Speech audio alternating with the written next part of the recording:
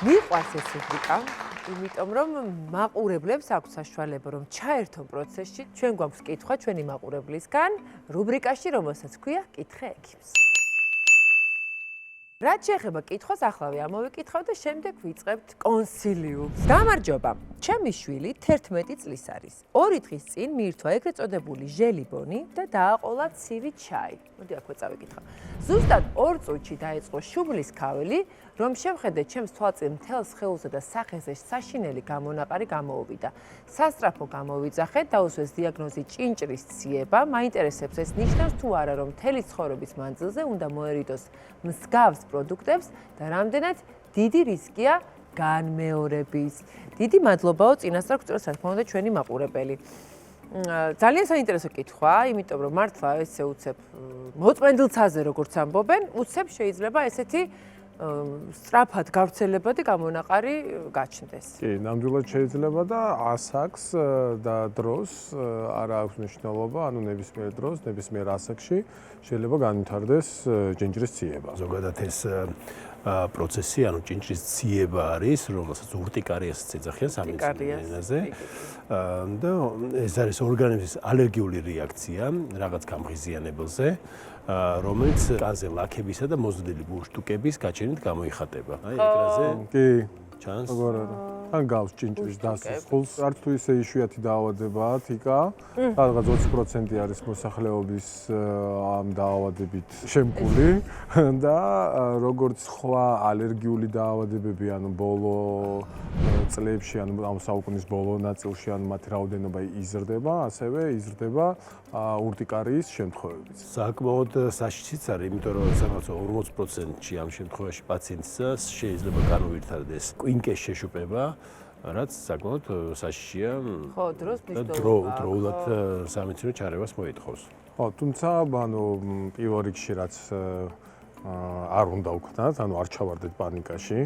მისი ამოცნობა ანუ მარტივი არის ამ ტიპის გამონაყარის და ნუ შესაბამისად წლარაჩვიდად შეგვიძლია მიმართოთ ექიმს. კანზე გაჩენილი ეს ბუშტუკები შეიძლება იყოს წითელი ან კანისფერიც. ეს შეიძლება იყოს წრფივი, წრიული, რკალისებური, შეიძლება გამოვიდეს კანის ნებისმიერ ადგილას. ნუ როგორც წესი ის არის მიგრაციული არის, ანუ რაღაც ერთ ადგილზე დაიწყება, მერე გადადის მეორეზე და რადგანაც ასეთი მიგრაცია ახასიათებს, შეიძლება ერთ ადგილზე არ გაქრეს და თქვათ გაერთიანდეს და გავრცელდეს უფრო დიდ ზონაზე. ორი ტიპის შეიძლება იყოს, ნუ უფრო ხშირი არის მწვავე. შეიძლება იყოს ქრონიკული რისკ ფაქტორები არის, რომელიც ახასიათებს ამ ჭინჭრის ციებას, ეს არის საკვები პირველ რიგში, მედიკამენტები, ალერგენები, გარემო ფაქტორები, ემოციური სტრესიც, ვარჯიში, ბაქტერიული და ვირუსული ინფექციები და სხვადასხვა დაავადებები. ანუ ყველაფერს შეუძლია? კი, ყველაფერს შეუძლია. ესე გამოდი. კი, ყველაფერს შეუძლია, თან სრულიად მოულოდნელად, აი არ ქონია არასდროს და უცებ შეიძლება გაჩნდეს. არ ვიცი, გიორგიმ კი გვირჩია, 7 წლარად უნდა მიმართოთ ექიმს. იჩქარენელა უნდა გააკეთო. 7 წლარად ამ დროს მოქმედება არ ვიცი, განსაკუთრებით თუ შვილს ეხება საქმე. და პატარას ასაკით მცირეწლოვანს. ახლა ამ ეტაპზე შევეცდები რომ 7 წლად მიმართო ექიმს და ჩვენს მაყურებელს რომელმაც მოგწერა ეს შეკითხვა შეურჩიეთ საუკეთესო ექიმი პასუხისგასაცემად მისი კითხვისთვის. დღეს ჩვენთან სტუმრად მოვიდა ალერგიისა და იმუნოლოგიის ცენტრის კლინიკური დირექტორი, მედიცინის დოქტორი ბიძინა კულუმბეკო. მოგესალმებით. გამარჯობა. პირველი წყალში მოვთავაზებთ. მადლობა. წყალი მთის მათვისა, ვისი ცხოვრება სავსეა ენერგიით. წყალი მთის 0% ბრომატით. მადლობა. ბიძინა, ესე იგი ჩვენ ვთქვით, რომ მოწმენდილ ცაზე შეიძლება უცებ დაეწყოს ადამიანს ურტიკარია, ანუ ჭინჭრის ციება. მადლობა ლევან. ალერგიული თუ არ არის, ამ შემთხვევაში შეიძლება ესე უცებ აფეთქდეს ეს ყველაფერი? ჭინჭრის ციება ორი სიტყვით შესავალში ვიტყვი, ორ ძირითად ნაწილად იყოფა. ეს არის დაავადება, რომელიც მწვავედ მიმდინარეობს, გრძელდება დაავადება 6 კვირის განმავლობაში. აი თუ ადამიანს უგრძელდება დაავადების გამონაყარი თვენახევრის, ანუ 6 კვირის შემდგომ, უკვე ამ დაავადებას ჩვენ ვაფასებთ როგორც ქრონიკული მიმდინარეობის ურტიკარიათ. ანუ ორ ნაწილად, აი წყალგამყოფი, გზაგამყოფი, ეს არის 6 კვირიანი პერიოდი და ამას ძალიან დიდი მნიშვნელობა აქვს. თვითონ დიაგნოსტიკურ ნაწილში მინდოდა ერთი ზოგადად ყოველთვის ასეთი საკითხი წამოიჭრება ხოლმე, რომ ნამდვილად მაქვს ჭინჭრისება, ნამდვილად ურტიკარია, ყოველთვის გაზუსტებინებს ამას პაციენტი და მე ხშირად მიწევს ამის განმარტება, რომ ამ დაავადების დიაგნოზის დასმა არ არის რთული, იმიტომ რომ მსგავსი მიმდინარეობის კანის დაავადება ალერგიული მეორე არ არსებობს უბრალოდ მედიცინაში და რას გულისხმობთ ეს ყველასთვის ალბათ ეს საინტერესო და მნიშვნელოვანი იქნება. ურტიკარია ანუ ჭინჭრისება არის ერთადერთი დაავადება მედიცინასა და დერმატოლოგიურ პრობლემებს შორის და კანის ალერგოზებს შორის, როდესაც გამონაყარი ერთსა და იმავე უბანზე არასოდეს არ ფიქსირდება 24 საათის შემდეგ. თუ გამონაყარი ფიქსირდება 24 საათის შემდგომ, ჩვენ უკვე ვთავთ გონებაში დიფერენციალური დიაგნოსტიკას. ის არ არის ურტიკარია. სტანდარტული ჩვეულებრივი ურტიკარია, წვავია თუ ის ქრონიკულია, აუცილებლად ელემენტების საშუალოდ 2-3 საათში ალაგდება, ოღონდ მეზობელ ადგილას კიდე ერთი იმდენი გამოვა. რა თქმა უნდა, ერთსა და იმავე ადგილზე ის არ ფიქსირდება. ამიტომ მსგავსი დაავადება მეორე არ არის, ამას სამედიცინო განათლება მისი დიაგნოზის ფორმირებას სწორს არ სჭირდება, მაგრამ რა თქმა უნდა მისი მართვა თავისი შინაარსიდან გამომდინარე ერთ-ერთი ყველაზე რთული ნოზოლოგია. წავე ჭინჭრისებაზე ორიოდე სიტყვით ვიტყვი, იმიტომ რომ ესე ძალიან მნიშვნელოვანია. ძირითადად ის ხდება უპირატესად ესე იგი ბავშვთა ასაკში, თუმცა არც მოზრდილები აკლამენ ხოლმე. უდიდესი ნაწილი ამ ურტიკარიის ანუ ჭინჭრისების ბავშვებში გამოწვეული არის ინფექციური დაავადებებით. ესე იგი ნებისმიერი ვირუსული რესპირატორული დაავადება, ბაქტერიული იქნება თუ პარაზიტული და განსაკუთრებით ვირუსები რა თქმა უნდა. უპირველესი მიზეზია ბავშვებში მწვავე ჭინჭრისების გამოწვევის. მეორე ადგილზე დგას ანთებისაწინააღმდეგო არასტეროიდული პრეპარატები და ანტიბიოტიკები, შემდგომ საკვები, შემდგომ მწერის ნაკმენი სეზონის მიხედვით და ასე შემდეგ. მოზრდილებში ცოტას განსხვავებული, ინფექციასთან ასოცირებული მოზრდილებში ნაკლებად გვხვდება. მწვავე ურტიკარია, როგორც ვთქვით, თუ ის განსაკუთრებით მედიკამენტურია და კვებითია, რა თქმა უნდა გვეშინია, რომ არ პროგრესირდეს ანაფილაქსიურ შოკში. კი ბატონო. ეს არის ამ დაავადების მწვავეს დროს ყველაზე დიდი გამოწვევა. ამიტომ ყველაზე ხშირად, როდესაც ჩვენ ვლაპარაკობთ მწვავე ურტიკარიაზე, რა თქმა უნდა, პირველადი დახმარებისთვის იგივე ყველა ოჯახი აღჭურვილი უნდა იყოს, რომ ანტიჰისტამინური მედიკამენტით მინიმუმ უნდა იყოს, ასე ვთქვათ, ოჯახი მომზადებული, თუ განსაკუთრებით ეს განმეორებითი ხასიათი აქვს, იმიტომ რომ ანტიჰისტამინური პრეპარატი არის ამ სიტუაციაში, როცა კანს ვეხებით და არ არის სხვა ორგანოები დაინტერესებული, მაინც არჩევის მედიკამენტი პირველადი დახმარების თვალსაზრისით. რაც შეეხება ახლა ქრონიკულ ჭინჭრისებას, რომელიც 6 კვირაზე მეტი ხნის განმავლობაში გრძელდება, აი აქ შეიძლება მარტივად ვთქვათ, რომ თავისი შინაარსობრივ ნაწილში ამ დაავადების გარკვეული უღრანი ტყია. იმიტომ რომ ქრონიკული ურტიკარიის ერთი გამოწვევი მიზეზი უბრალოდ არ არსებობს. შეიძლება იყოს ბევრი ფაქტორი, სტრეს ფაქტორთან ასოცირებული, სხვადასხვა აუტოიმუნურ დაავადებებთან დაწყვილებული, განსაკუთრებით უყვარს ურტიკარიას ისეთი ადამიანები, აი ჩვენი მასალის განზოგადებითაც კი, რომელიც თანამედროვე ყველა ცივილური ქვეყნის მონაცემებთან თანხვედრაშია, აი ყველა მესამე პაციენტს აუტოიმუნური თირეოდიტი აქვს. ანუ ეს იმას ნიშნავს, რომ ანტისხეულები ფარისებრი ჯირკვლის საწინააღმდეგო თავს ესხმიან ალერგიის ასაწყობენ ნივთიერებებს, ანუ მასტოციტებს, იგივე პოხიერ უჯრედებს. შესაბამისად, აი ესეთი კავშირები 30%-იანია თითქმის ეს გავრცელება. ამიტომ ეს დაავადება ამ შინაარსით არის სწორედ ხშირად მოდის ქრონიკული ურტიკარიის მქონე პაციენტი და გეტყვის, აი რაღაცა კვებით ალერგენებს, აი მსგავსი ტიპის ნიუანსებს რატო არ იკვლევ და რატო ასე ვთქვათ არ მეუბნები, რომ ეს უნდა გამოვიკლო. მე ვხსნი, რომ წვავეს დროს ამას მნიშვნელობა აქვს და ვიკვლევთ კიდეც და გვაქვს ამის არაჩვეულებრივი შესაძლებლობა, რომ შესაძლო მიზეზებთან ახლოს მივიდეთ, მაგრამ ქრონიკულის დროს მნიშვნელოვანია უფრო აუტოიმუნური ფაქტორების მოძებნა, არ გამოგვიპაროს შემაერთებელ ქსოვილოვანი დაავადებები, სხვა პრობლემები, ვიდრე ვეძებო რძის, კვერცხისა და თევზის ალერგია. ქრონიკული შემთხვევაში. ქრონიკულს აქ ერთი თავისებურება კიდე ესეც მინდა გავყო, ორი ძირითადი ნაწილია ქრონიკულის. ერთი არის სპონტანური, როდესაც ყოველგვარი ძალდატანების, ამიტომაც ქვია სპონტანური, გამონაყარი თავისით ჩდება. განწყობაზე არ არის დამოკიდებული, ვიცინი თუ მტირი, გამომაყრის ის თავის ასე ვთქვათ, დროს უცდის და აუცილებლად გამოვა. მაგრამ დაახლოებით 20-30% ამ ქრონიკული ურტიკარიის დიდი ხანი უგრძელდება ადამიანს, მაგრამ აი სპონტანურად არ გამოდის. გარკვეული მიხმარება, ანუ პროვოცირება სჭირდება. ასეთი ფორმის ურტიკარიებს ეძახიან ინდუციბელური, ანუ რაღაცის ინდუქცია საჭირო. ეს არის ყველაზე გავრცელებული ფორმა, დერმატოგრაფიზმი ესე ვეძახით, ანუ აუცილებელია მექანიკური ზეწოლა, ან ფრჩხილით ქავილის შეგრძნება, რომ შემდგომ კვალი გაიმეოროს იქ, სადაც მოვიქავი, ანუ კანიდან ამოიბურცება. ხშირად ტესტიც გვაქვს ესეთი, აი ზურგის ასე ვთქვათ, მოვაშიშვლებ პაციენტისას, კონკრეტში. კალმის ბლაგვის ზედაპირით მის დავაჭერ მისი რაღაცას. სახელის იმიტაციას და 10 წუთის შემდეგ ეს ყველაფერი ამოქარგული იქნება. სახელი აწერია. სახელი აწერია 1-2 საათი იქნება შენარჩუნებული მინიმუმ ეს ყველაფერი. ასევე არის ქოლინერგული ქრონიკული ურტიკარია, რომელსაც აპროვოცირებს ფიზიკური აქტივობა, აი შესავალში თქვენ არაჩვეულებრივად კარგად თქვით ამ შესახებ, ასევე ტემპერატურა, განსაკუთრებით მაღალი ტემპერატურა.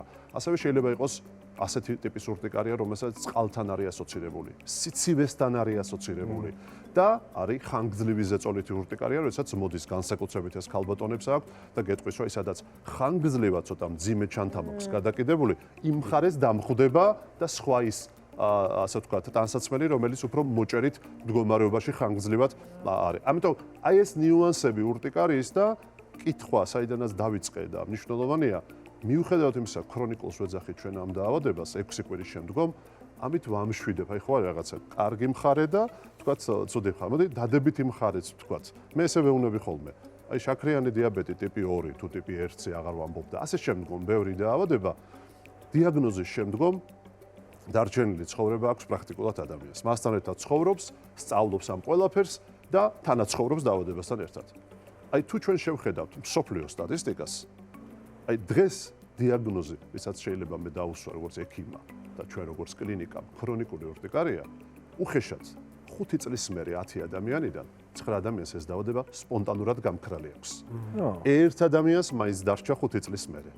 აი დაწყებიდან 1 წლის მერე 40% 10-დან 4-ს გაუქრა, 6 მაინც დარჩა. ამიტომ ეს არ არის განაჩენი, რომ მაინცსა და მაინც ადამიანმა ქრონიკული შეაფასოს ისე, რომ დარჩენილი დღეს ვარ 15 წლის თუ 20 წლის და დარჩენილი ცხოვრება დღეიდან 100 წელი კიდევ მექნება ეს დაავადება. როგორ უნდა იყოს სწორი რეაგირება და დაუშვათ თანმიმდევრული, ესე ვთქვათ, ნაბიჯები, რომ კარგად იქნას მართული ეს. ურტიკარიის პირველი გამოვლინება მოდი. ურტიკარიის ძირითადი გამშვები, ასე ვთქვათ, მედიატორული ნივთიერება ეს არის ჰისტამინი. ანტიჰისტამინური მედიკამენტები პირველადი დახმარებისთვის სრულიად საკმარისია. თუ და ადამიანს სასწრაფო პარალელურად სასურველია. თუ პირველადი ეპიზოდია სასურველია. ახლა თუ განმეორებითი ეპიზოდია, თუ ექიმთან უკვე კვალიფიციურთან ნამყოფია. მაშინ იქ ყველა ტიპის ჩანაწერი აქვს და ყველა მედიკამენტით აღჭურვილია, მაგრამ პირველადი ეპიზოდის დროს მაინც სასურველია რომ იყოს ანტიჰისტამინი, ნაკლებად, ასე ვთქვათ, ზიანის მომტანი, დამზოგველი, რომელიც ამ ყველაფერს ასე ვთქვათ, მარტივად გართულებას თავიდან აცილებს. ბავშვი იქნება თუ მოზრდილი იქნება. თუ კანის რეაქციაა, მხოლოდ ქავილია, სიწითლეა და მეტი იქეთ არ მიდის პროცესი, ანტიჰისტამინური პრეპარატი უხშირესად 99% აქ საკმარისია. მაგრამ თუ შეშუპება დაერთო, თუ უცხო სხეულის შეგრძნება ყელში, ხო, ხანდახან ემოციურია და ძალიან რთული კონტროლია ამის და ასე ვთქვათ ეს მეორადი ნაწილია, მაგრამ თუ ხილული შეშუპებაა, ტუჩის, თვალის, რა თქმა უნდა, ამ შემთხვევაში სასურველია, რომ ანტიჰისტამინი თუ ამას ვერ აგვარებს, თქვათ 15 წუთში, ნახევარ საათში, სასურველია, რომ სტეროიდის ერთი დოზა მინიმალური სანამ იგივე სასწრაფო დახმარება იქნება, აი ამის დაცვისგან და პრევენციისგან ერთ-ერთი ყველაზე საუკეთესო საშუალებად ითვლება. მოდი გავყვეთ რაღაც თემებით, ჩვენ თქვით რაღაც შეიძლება რაღაცებმა გამოიწვიოს პროვოცირება და რა შეიძლება ესენი იყოს. აი მაგალითად საკვები, ხო? არსებობს რაღაცა კონკრეტული საკვები, რაც შეიძლება გამოიწვიოს ასეთი გამოვლინება. საერთოდ ცნობილია, რომ მწვავე ჭინჭრისეების და კვებითი ალერგიის გამოწვევა შეუძლია ყველა ტიპის საკვებს, რაც კი ბუნებაში არსებობს. ეს შეიძლება იყოს 200-ზე მეტი საკვები. მაგრამ აი ამ 200-ზე მეტი საკვებიდან არსებობს რაღაც საკვები, რომელიც თელ მსოფლიოში არსებული კვებითი ალერგიის უდიდესი ნაწილი მათზე მოდის. უდიდესი ნაწილი 90%-ზე მეტი. ეს არის რძე, ძროხის რძე გულისხმობა, ეს არის კვერცხი, ეს არის თევზი, ზღვის პროდუქტები, ეს არის ხორბალი, ეს არის სოია, ეს არის თხილეული, მიწის თხილი განსაკუთრებით და დაემატა შარშანდელი წლიდან ამ ყველაფერს ანაფილაქსიის ძლიერი ტრიგერად უკვე ბევრი შემთხვევა და ჩვენთანაც მათ შორის სეზამის მიმართ ალერგია. ანუ ეს არის უდიდესი ნაწილი აი ამ კვებითი ალერგენების. ეხლა შეიძლება ჩვენ გქონდეს შემთხვევა პომიდორზეც გქონდეს ადამიანს, თქვათ იგივე სხვა კარტოფილზეც და ასე შემდგომ, მაგრამ ეს იშვიათია. მედიკამენტების რომელ ჯგუფს შეუძლია გამოიწვიოს ასევე ესეთი პროვოცირება?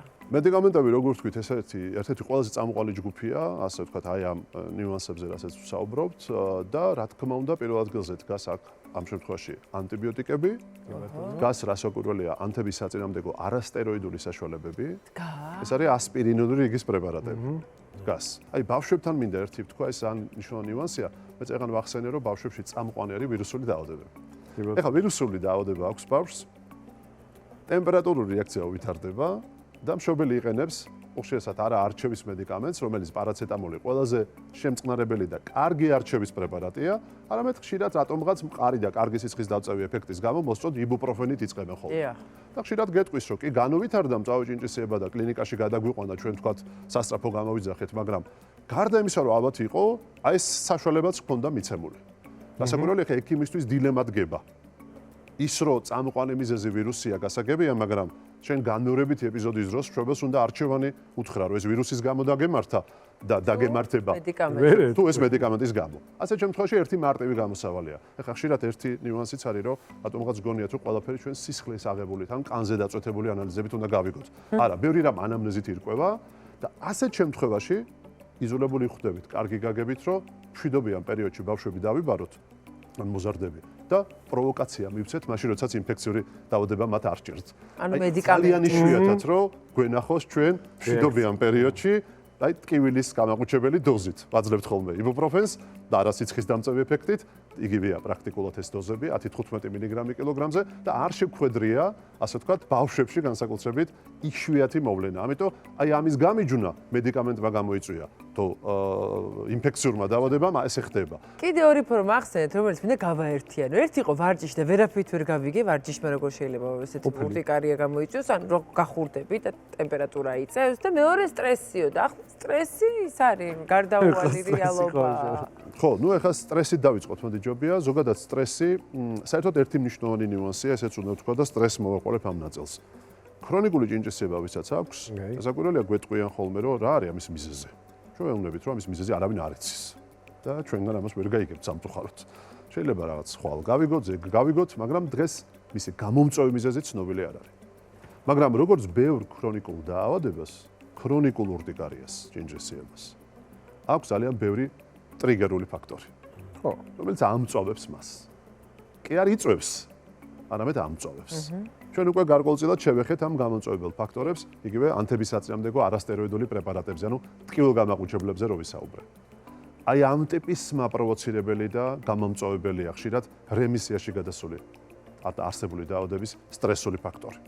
გეტყვის პაციენტი მოვა, რომ მეძლიერი ოჯახური ან სამსახურებრივი სტრესი შემხვდა და იმის მერე დაიწყო ისევ ისი აფეთქდა, რომ ვერ ვაწყნარებ და დამეხმარეთ. აი სტრესი არის გამშვები, როგორც ბევრი სხვა დაავადების, ხო? ამიტომ ამ ტიპის მოვლენად გვევლინება სტრესული ფაქტორი და გამშვები.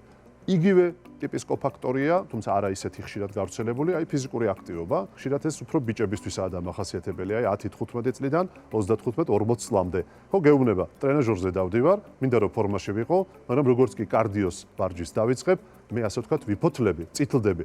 ხშირად ჩვენს ირგვლივაც არიან ესეთი ადამიანები და ხშირად მეც მომართავენ თანამდებობის პირები. როგორც კი ემოციები შემიპყრობს, შეხვედრა მაქვს, უხერხულ სიტუაციაში ვარდები. სულ ვიფოთლები და ვწითლდები. ეგ ურტიკარია. გასაკვირველია. მე ვიფოთლები და ვწითლდები. აი აგერ მყოლია პაციენტი. რა სიძახი? ხო? მე თავი რო გადამივლის ემოცია მიმშვიდე. ეს არის. ხო, ეს არის ქოლინერგული ურტიკარია, რომელსაც რაღაც განსაკუთრებული მკურნალობა არ სჭირდება. თუმცა რაღაც ასაკისმენე პირობას გაძლევ რომ დაგეკარგება. მე მგონი ნამდვილად დამეკარგა. აქვე გამახსენდა ჩვენი ინსპირაცია ამ თემისთსა, რომელიც ჩვენი მაყურებელი აღმოჩნდა. ზუსტად საკვები ორი პროდუქტი დაასახელა, რომლის შემდეგაც მიშულს განუვითარდა ეს ჭინჭრისცია. ეს იყო ეგრეთ წოდებული ჟელიბონი, რომელსაც დააყოლა ცივი ჩაი, როგორც მახსოვს. და არის თუ არა ეს ცუდი კომბინაცია, თითოეულ პროდუქტს შეიძლება თუ არა იყოს ეს ალერგენი, რომელმაც პროვოცირება მისცა და განმეორებადობაზე ვკითხა მაშინ და ეს დაუკმაყოფილოთ ასე ვთქვათ. ხო, მოდი ბოლო ნაწილიდან დავიწყებ. აი დამემართა მწვავე ჭინჭისება, თქვათ ის გრძელდება 6 კვირა ეს დავისწავლეთ და განმეორდება ის თუ ხო არ გამიქრონიკულდება. მწვავე ჭინჭისების ქრონიკულობის შანსი სხვადასხვა კვლევებით, ეხლა ეს უნიფიცირებული არსად არ არის, დაახლოებით 20%-ია ამის შანსი, რომ ეს 6 კვირაზე მეტი ხნის განმავლობაში გამიგრძელდეს. მოდი პირიქით ვთქვათ, ესე 80% ქრონიკულში არ გადადის. ქრონიკული ჭინჭისება, რომელიც აი წლები რო გრძელდება, აქვს მხოლოდ პლანეტარული მოსახლეობის საშუალოდ 0-დან 1%-ს. რაც შეეხება იმ საკვებს, გასაკვირველია, სადაც არის ბევრი ფერადი, ქიმიური დანამატი. გასაკვირველია, ამ საკვებს შეუძლია მისი პოტენციური განმეორება. ამიტომ ასეთი ტიპის პაციენტებთან, აი ფსევდოალერგენები, სადაც ემულგატორებია, საღებავებია, ასე ვთქვათ, აი ამ ტიპის დანამატებია, რომელსაც ვერანაირი ანალიზები ვერ გაუკეთდება. ჩვენ მეუბნებით, რომ ეს უნდა იყოს თავშეკავებული პროდუქტები. თუ ინფექციასთან ასოცირებულია, ვაფრთხილებ, სანამ ბავშვია, შეიძლება ვირუსული დაავადებებთან თანხმოდრისას ეს დაავადება იყოს განმეორებადი, მაგრამ ამას ქრონიკულ ფორმად არ მოვიხსენიებთ. მაგრამ აღჭურავთ ხოლმე ინფორმაციითა და წამლებით ამა თუ იმ სიტუაციაში რა გააკეთოს. ანუ ამ შემთხვევაში სანერვიულო თუ ეს პირველი ეპიზოდია, დიდად არ აქვს პაციენტს, თუმცა კიდევ ერთხელ ამბობ, დიაგნოსტიკა და ექიმთან კომუნიკაცია მას ჭირდება, რომ აი ეს ფორმები, წამყვანი მიზეზები უნდა გამოვრიცხოთ. თუ ეს გამოირიცხება, უფრო მშვიდად ვაგრძელებთ ხოლმე ცხოვრებას. და ბოლო კითხვა იქნება პრევენციასთან დაკავშირებით. არავის არ უნდა ახლა ეს, რამდენად შეიძლება პრევენცია? ამჭრელი კითხვა. სამჭრელია? არა, ყველაფერზე გაქვთ თქვენ პასუხები წინ ამასაც იტყვი. მე მაქვს, მაგრამ ეს არის დაავადება, რომელსაც ახლა ესე წინასწარი პრევენცია არ გააჩნია. ხოდი ესე ვიტყოდი. ხო, ამის ახლა წინასწარი. ალერგენების ხო, გამეტება. აი, როგორი გავრცელება აქვს? ესე იგი 5 ადამიანიდან სოფლიოში ერთ შეიძლება ცხოვრებაში დაემართოს დაბადების პირველივე დღიდან, არ ვიცი 150 წლამდე. რამეთო წინასწარი პრევენცია, რომ ეს დაავადება მე საერთოდ არ დამემართოს, ესეთი რამ არ არსებობს, მაგრამ ის რომ დაავადება რაღაც განაჩენია, რომ ეს რაღაცა მოურჩენელია, რომ შეუსწავლელია, რომ რაღაც გაურკვეველია, ეს მითი უნდა, ასე ვთქვათ, ამოვიღოთ ხმარებიდან და ასე ვთქვათ, ყოველდღიური პრაქტიკიდან, შეიძლება მისი მართვა, შეიძლება პაციენტის სწორი დაკვალიანება, თანაარსებობა მასთან და თანაცხოვრება და ის რომ უდიდესი ნაწილი ერთხელ განვითარებული ურტიკარიის ანუ არ გადაიზრდება ქრონიკულში და უდიდესი ნაწილი ის იკარგება და ერთი ეპიზოდად რჩება, ესეც მე ვფიქრობ კარგი ინფორმაციაა. ნამდვილად სრულიად ამომწურავი ინფორმაცია მივიღეთ დღეს ჩვენი სტუმრისაგან. როგორც აღმოჩნდა, მეც ვარ ნაწილობრივ ურტიკარიის მატარებელი, შეიძლება ასე ითქვას? იყა. არა, ეპიზოდურად მქონია, უბრალოდ სტრესულ სიტუაციებში მქონია ხოლმე, მაგრამ ეს რაღაც მე ჩემი უბრალოდ თავისებურება მეგონა, ემოციური, ესე ვთქვათ, გამოვლინებისა. თურმე ეს ასე არ ყოფილა, მაგრამ ჩემი საბედნიეროდ მალე ტოვებდა, ამიტომ კი მოვედი აქამდე მშვიდად კურნალობის გარეშე. მოკლედ, ბევრნაირი ვერსია არსებობს, თავარია ექიმმა სწორი გზით ატაროს პაციენტი და პირველადი დახმარებას რაც შეეხება, ძალიან კარგად ვისაუბრეთ. ანტიჰისტამინი ყველა ოჯახში ისედაც უნდა იყოს ნებისმიერ შემთხვევაში. ისედაც არის, ამიტომ კარგი ექიმი, ერთი ანტიჰისტამინი თაროზე შემოდებული, სიმშვიდეს ნამდვილად მოკვდით. მადლობა ძალიან. მადლობა თქვენ მოწვევისთვის და მოსმენისთვის.